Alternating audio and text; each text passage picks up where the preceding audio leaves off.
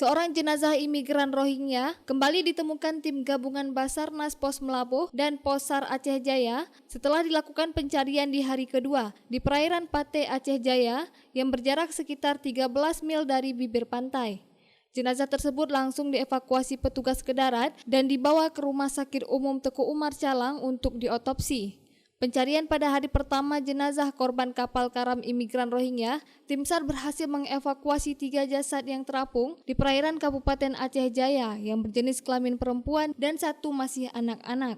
Penemuan jasad-jasad imigran Rohingya tersebut tidak lepas dari informasi nelayan yang melihat sebanyak belasan jenazah yang mengapung, namun baru 4 jenazah yang berhasil dievakuasi petugas.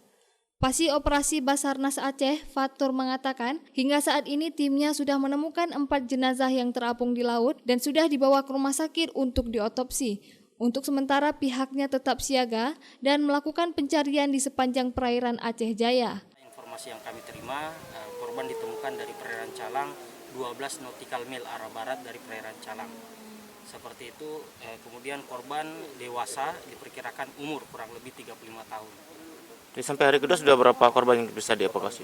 Jadi total mulai dari hari kemarin hingga hari ini itu ada 4 jenazah yang berhasil kita evakuasi bersama dengan tim SAR gabungan. Ini operasi ini berlanjut atau dihentikan? Sementara kita adakan debriefing evaluasi pada malam hari dan mengambil langkah-langkah selanjutnya apakah proses evakuasi jenazah ini akan dilanjutkan ataukah dialihkan atau standby, namanya standby kesiapsiagaan. Dari warga yang melihat atau sempat menemukan jenazah namun tidak terevakuasi oleh mereka melaporkan ke kami.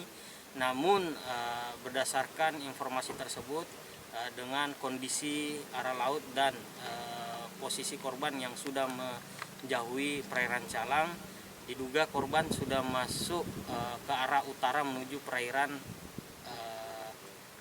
Aceh Besar.